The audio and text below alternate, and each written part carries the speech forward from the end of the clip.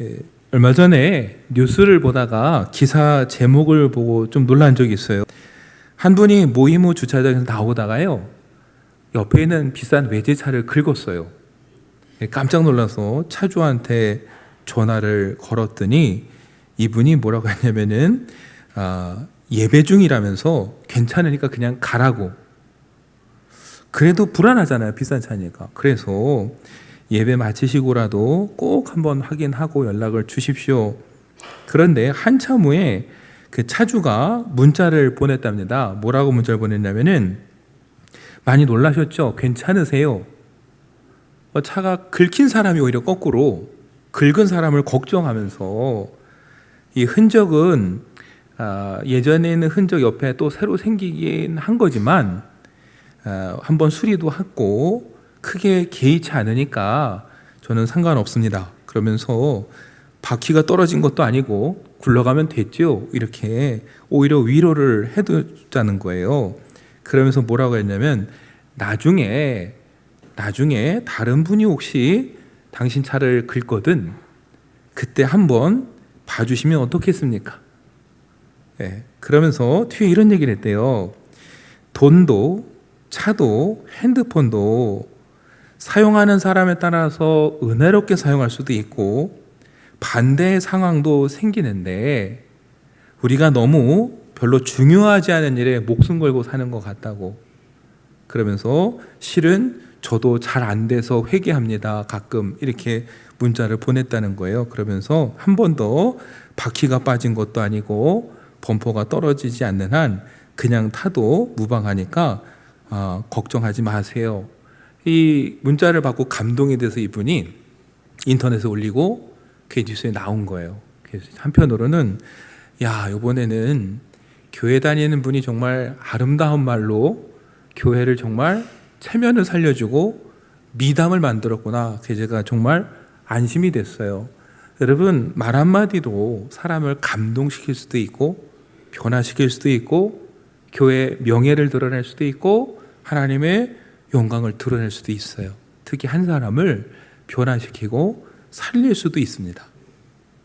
그러다가 더 오래전에 봤던 기사가 떠올라서 제가 다시 한번 봤어요. 2016년에 노스캘리포니아의 한 작은 교회에 주일날 예배를 드리고 있는데 실제로 어떤 남성이 총을 들고 교회에 난입을 했어요. 큰일 날 뻔했는데 놀랍게도 목사님이 이 남성에게 뭐라고 한마디를 하니까 이 남성이 총을 내려놨고, 목사님이 기도해 준 후에 앞자리에 앉으라고 그러면서 설교를 이어갔는데 이 남장이 그냥 예배를 다 드렸어요. 나중에 교인들이 정말 현실이 아니라 영화 같았다고. 왜냐하면 그날 설교 주제가 또 폭력이었어요. 그게 마치 책 속에서 나온 것 같은 그런 경험이었고, 다음 날에서야 이게 얼마나 심각한 사건인지를 깨달았다고 말할 정도였거든요. 근데 여러분, 나중에 경찰 조사를 해보니까 총을 들고 들어온 남성은 전역한 군인이에요. 외상후 스트레스라고 거기서 어떤 충격을 받아서 장애가 생겼어요. 근데 아내마저 병에 걸렸어요. 재정적으로 계속 어려워져요. 그러니까 희망이 없어 보이고 극단적인 선택을 하려고 했던 거죠. 그래서 다행히 경찰의 도움으로 정신과 상담도 받고 치료하고 퇴원을 한 후에 다시 찾아와서 목사님과 교인들에게 사과를 하고 세례를 받고 회개하고 교인이 되기로 작정했다. 근데 여러분, 제가 궁금했어요. 목사님은 총을 들고 들어온 사람에게 뭐라고 말을 했길래 이렇게 됐을까? 뜻밖이었어요. 목사님은 그 남자에게 Can I help you? 뭘 도와드릴까요? 전혀 뜻밖이죠, 여러분. 나중에 크리스천 포스트에 목사님 인터뷰가 나왔는데 뭐라고 했냐면, 그가 공격적이었다면 당연히 그를 제지했을 거다. 그런데 그 사람을 유심히 지켜보니까 도움을 갈구하고 있었던 표정이다 그랬어요. 그래서 목사님도 자기도 모르게 Can I help you? 뭘 도와드릴까요? 여러분, 자기도 외상후 스트레스 장애로 괴롭고 아내도 병들고 아무 낙이 없고 희망이 없는데 이 목사님이 뭘 도와줄까라는 이 말 한마디가 이 총을 들고 있던 사람의 마음을 움직인 거죠. 그래서 그가 예수 그리스도를 알게 하고 구원에 이르게 되는 놀라운 일이 벌어진 겁니다. 여러분, 그렇다고 여러분 흉기 들고 있는 사람한테 무조건 뭘 도와드릴 거야 이렇게 하시면 안 돼요. 네. 목사님 말대로 정말 하나님의 은혜로 절박하고 도움이 필요하던 상황에 이 은혜롭게 이렇게 된 거죠. 그러나 분명한 건 믿는 사람의 말 한마디와 행동 하나가 한 사람을 변화시키고 살릴 수 있고, 아까 말씀드렸죠, 교회의 이름을 높일 수 있고 하나님의 영광을 드러낼 수도 있고, 그러나 그 반대일 수도 있다라는 거. 여러분, 오늘 마치 그 총을 들고 들어온 남자처럼 인생의 막다른 길에 극단적인 선택을 하려던 간수가 있습니다. 지난 시간에 봤듯이 감옥의 문이 다 열리고 죄수들이 도망간 줄 알고 큰일 났구나, 이제 이걸 어떻게 내가 책임질까 하다가 칼을 빼 자살하려던 순간에 오늘 우리가 읽은 28절의 말씀처럼 바울이 말합니다. 네 몸을 상하지 말라.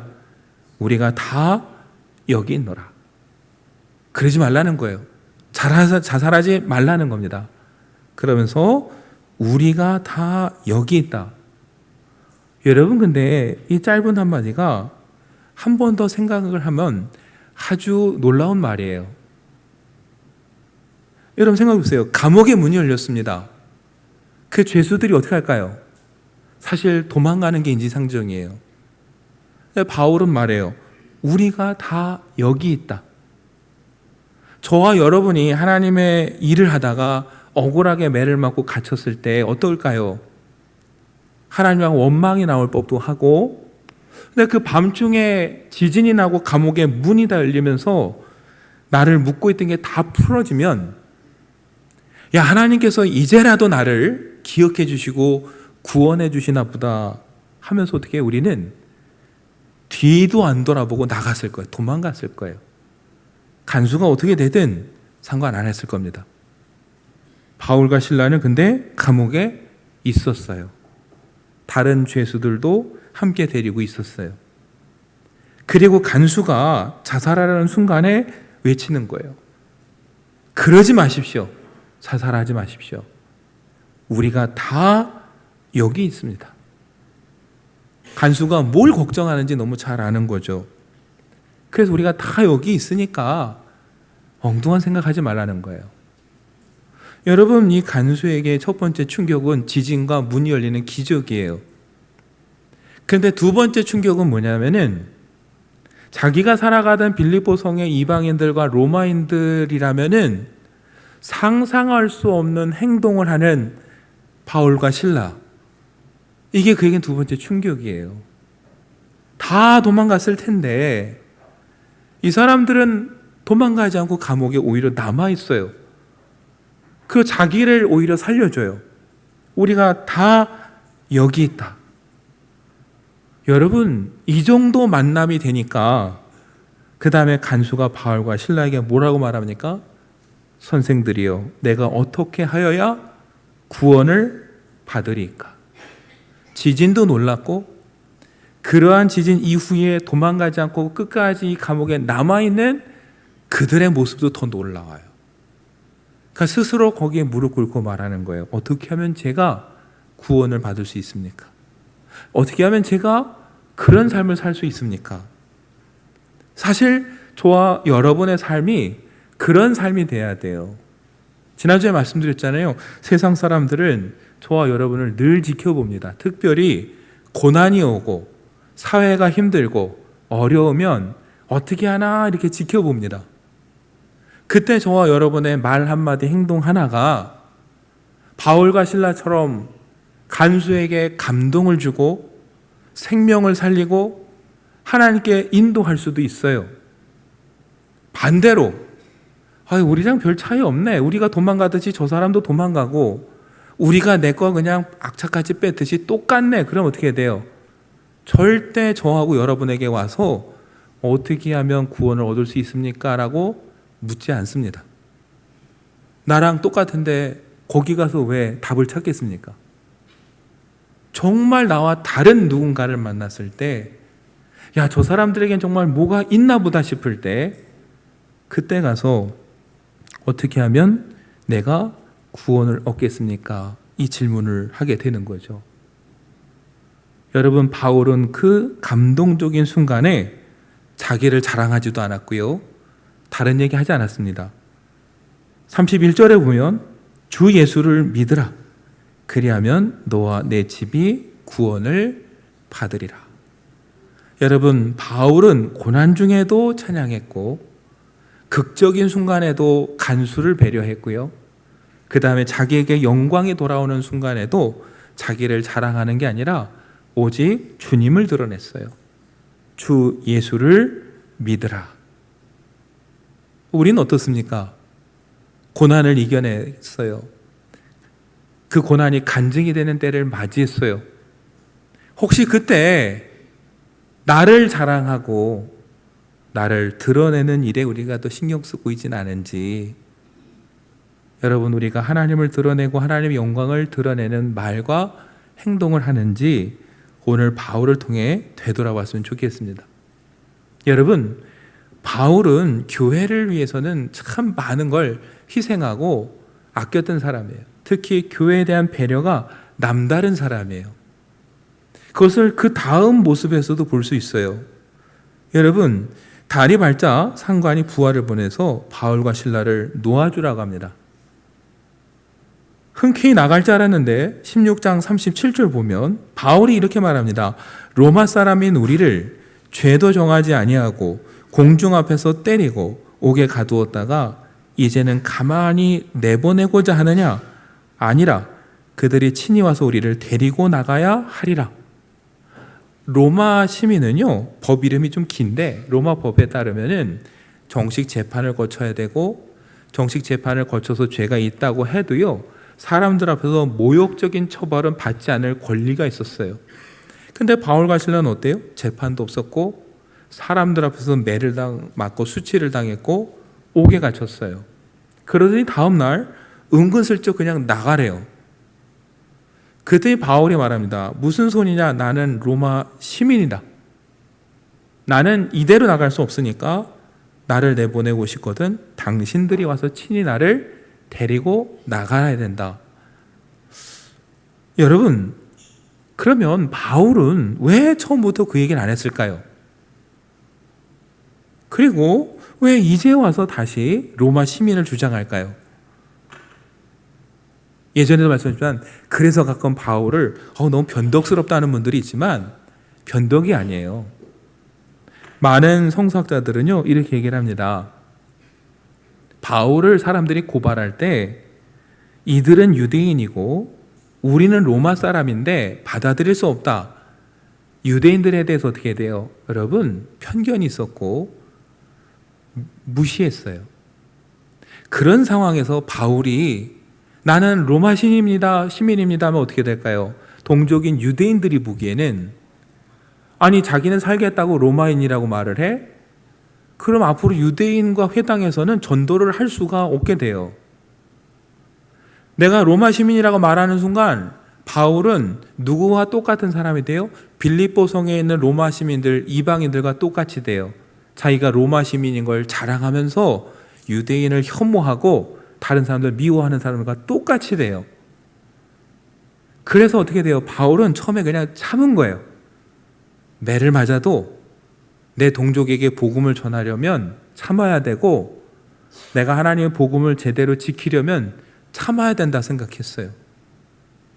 그런데 왜 지금은 이렇게 나서 로마 시민임을 드러내느냐? 여러분, 이제 바울은 어찌됐건 떠날 거예요. 바울은 떠나지만 빌립보에 누구는 남습니까? 이제 믿음을 막 갖기 시작한 사람들은 남아있어요. 그런데 한번 생각해 보세요. 바울이 매를 맞고 감옥에 갇혔다가 다음날 소리 소문 없이 떠났어요. 남은 교인들은 어떨까요? 계속 두려움 속에 살아야 돼요. 우리도 끌려갈까? 우리도 저렇게 매를 맞는 건 아닐까? 사람들이 우리를 자꾸 이렇게 조롱하고 무시하고 협박하면 어떡하지? 여러분, 그래서 바울이 그냥 나가지 않는 거예요. 관리들을 부르는 거예요. 내가 로마 시민인데 당신들이 잘못했으니까 뭐 하라는 거예요? 잘못을 인정하고 우리가 죄가 없다라는 걸 사람들 앞에 드러내고 우리를 제대로 어떻게 해요? 모시고 나가서 사람들 앞에 우리가 죄가 없음을 증명하라는 거예요. 그럼 내가 나가겠다. 여러분, 그래서 16장 38절과 39절 보면 부하들이 이 말을 상관들에게 보고하니 그들이 로마 사람이라 하는 말을 듣고 두려워하여 와서 권하여 데리고 나가 그 성에서 떠나기를 청하니. 놀랐습니다. 로마 시민을 재판도 없이 때려갖고 감옥에 가두었다. 이 이야기가 로마에 전달되면 이 상관들은요, 간수만큼이나 이 책임을 면할 수가 없어요. 두려운 거예요. 그래서 어떻게 해요? 다음날 와서 권하여 바울을 설득하고 사과하는 거예요. 그리고 어떻게 해요? 빌립보에서 떠나기를 명령하는 게 아니라 청하니, 부탁하는 거예요. 여러분, 그때서야 바울이 감옥에서 나갔습니다. 여러분, 이 모습을 사람들이 봤다면, 그 소문이 전해졌다면 어떨까요? 이제 막 믿음을 갖기 시작한 빌립보 교인들은 복음을 전한다고 해서 저렇게 잡혀가는 게 아니구나. 하나님께서 그냥 그렇게 방치하는 게 아니구나. 그 중에 또 진짜 바울처럼 로마 시민이 있다면은 우리도 그럼 앞으로 우리를 저렇게 모함하는 사람들에게 당당히 나가서 이렇게 하면 되겠구나. 믿지 않는 빌립보에 있는 이방인들이 보기엔 어때요? 함부로 하면 안 되겠구나. 이 생각을 갖게 되는 거예요. 바울은 자기 자존심과 명예 때문에 지금 갑자기 로마 시민임을 말하는 게 아니라 자기가 떠난 후에 남아있을 교인들을 굳건히 세워주고 위로하고 그리고 다른 사람들이 함부로 교회를 흔들지 못하도록 어떻게 돼요? 그걸 보여주는 거예요. 함부로 하지 마라, 우리를. 결국 누가 무릎을 꿇었습니까? 그 상관들이 와서 잘못했다고 하고 모시고 나갔어요. 바울은 마지막까지 누굴 배려하고 생각합니까? 교회를 염려하고 교회를 배려하고 어떻게 하면 남은 교인들을 잘 세워줄까, 이 생각밖에 없는 사람이에요. 그러니까 모든 선택은 바울은 분명해요. 복음을 잘 전할 수 있다면 매도 참는 거고, 교회를 잘 세울 수 있다면 때로는 당당하게 나가서 내가 로마 시민이다 말할 수 있는 사람. 자기 영광을 위해서가 아니라 하나님의 영광을 위해서 선택하고 하나님의 나라를 위해서 일하는 사람, 그 사람이 여러분 바울이에요. 그래서 바울의 선교 사역에 놀라운 열매들이 맺어지는 겁니다. 물론 성령이 하시는 거죠. 그러나 성령이 바울을 선택해 사용하실 때는 그의 그런 믿음과 배려와 긍휼과 자비의 마음이 있기 때문에 그를 통해 열매를 맺게 되는 거죠. 여러분, 사도행전 16장 40절 보면은 이렇게 기록합니다. 두 사람이 옥에서 나와 루디아 집에 들어가서 형제들을 만나보고 위로하고 가니라. 여러분, 사실 매를 맞고 감옥에서 나온 사람이 위로를 받아야 되죠. 그런데 거꾸로 이 두 사람이 어떻게 돼요? 루디아의 집, 빌립보의 교회에 가서 형제들을 만나서 그들을 위로하고 나서 한참 후에 빌립보를 떠납니다. 이 위기와 도전을 잘 이겨내도록 세워주고 격려하는 거죠. 여러분, 그래서 빌립보 교회가 굳건히 설 수 있었어요. 이렇게 긍휼을 베풀고 배려하는 마음이 한 간수와 간수의 가족을 살렸고요. 빌립보 교회를 굳건히 세웠고, 그리고 이들이 나중에 어떻게 돼요? 바울을 도와주는 조력자가 되는 거예요. 여러분과 제가 그렇게 긍휼을 베풀면 누군가가 또 저와 여러분에게 긍휼을 베풀게 돼 있어요. 간수도 보세요, 여러분. 간수가 그 밤에 세례를 받고 어떻게 합니까? 바울과 실라를 데려다가 상처를 씻어주고 치료해줘요. 집으로 데려가 밥을 먹입니다. 아무것도 아닌 것 같지만 간수가 죄수를 치료해주고 집에 데려가 밥을 먹였다는 이야기를 사실 상관들이 들으면 간수는 또 처벌을 받고 징계를 받을지 몰라요. 그럼에도 불구하고 도망가지 않고 자기를 살려준 그게 감사하고 기뻐서 간수는 그걸 두려워하지 않고 기꺼이 그들을 치료해 주는 거예요. 호의가 호의를 불러오고 환대가 환대를 불러오고 배려가 배려를 불러와서 더 굳건하게 세워져 가는 거예요. 여러분, 빌립보 교회는 그렇게 세워졌어요.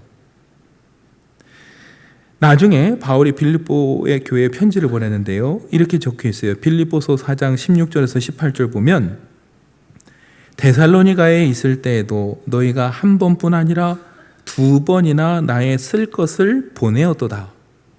데살로니가에서 선교하는 바울에게 후원을 해준 게 누구예요? 빌립보 교회예요. 두 번이나 나를 위해서 너희가 헌금을 보내줬다 그러는 거예요. 17절에 내가 선물을 구함이 아니요 오직 너희에게 유익하도록 풍성한 열매를 구함이라. 후원을 받는 건 바울이 그냥 자기를 위해서 선물을 구하고 요구하는 게 아니라는 거예요. 이 일을 통해 오히려 하나님께서 빌립보 교회에게 유익하고 풍성한 열매를 주실 줄 알기 때문에 오히려 내가 기쁨으로 요구하고 받는다라는 거예요. 빌립보는 기쁨으로 보냈어요. 그래서 18절에 이렇게 얘기합니다. 내게는 모든 것이 있고 또 풍부한지라. 여러분, 이걸 오해하면 안 돼요. 풍부하고 많은데 뭘 받을까? 이런 뜻이 아니라요, 내게는 모든 것이 있고 풍부하다라는 말은 그 시대에 쉽게 말해서 보낸 거 잘 받았습니다, 이 말이에요. 받았음을 확인하는 인사말이에요. 그 뒤에 나오는 에바브로도 편에 너희가 준 것을 내가 받음으로 풍족하니 이는 받으실 만한 향기로운 제물이요 하나님을 기쁘시게 한 것이라. 너희가 에바브로디 편에 보내준 거 내가 잘 받았다, 확인한다, 고맙다. 여러분, 바울에게 마지막까지 선교의 후원자가 되준 유일한 교회는 빌립보 교회였어요. 서로를 향한 그 애타는 마음, 배려심, 그게 교회를 굳건히 했고 하나님의 나라의 복음을 전하는 그 귀한 사역을 함께 계속 이루어 나갈 수 있도록 서로가 협력하고 힘을 줬습니다. 하나님의 일은 그렇게 하는 거예요. 혼자 하는 게 아니라 서로 같이 하는데, 그러려면 배려하는 마음이 있어야 되고 긍휼의 마음이 있어야 돼요. 왜냐하면 교회는 배려와 긍휼로 태어난 공동체이기 때문에 그래요. 예수님께서 하나님과 동등되신데 이 땅에 오셔서 죽기까지 순종하시고 자신을 내어주셔서 긍휼과 자비와 배려로 시작한 것이 교회예요. 그렇다면 배려와 긍휼, 자비, 이 마음을 잃어버리는 순간 교회는 흔들리게 돼 있어요. 다투고 갈라지고. 여러분, 코로나 이후에 많은 어려움을 이 시대에 우리가 겪고 있는데, 이런 때일수록 세상 사람들이 이를 쳐다볼 때 어떻게 돼요? 우리는 배려와 긍휼과 자비의 마음으로 말하고 행동함으로 어때요? 하나님의 영광을 드러내야 되고, 바울처럼 간수를 구원으로 인도해야 되고, 교회를 더 굳건히 세우는 믿음의 사람이 돼야 됩니다. 그런 우리 말년교회가 되면 좋겠습니다. 어려운 때일수록 더 배려하고 긍휼을 베풀고 사회가 어려운 때일수록 희망이 되어주는, 그래서 하나님의 복음을 널리 전파하고 굳건히 더 세워가는 우리 교회가 되기를 간절히 소망합니다.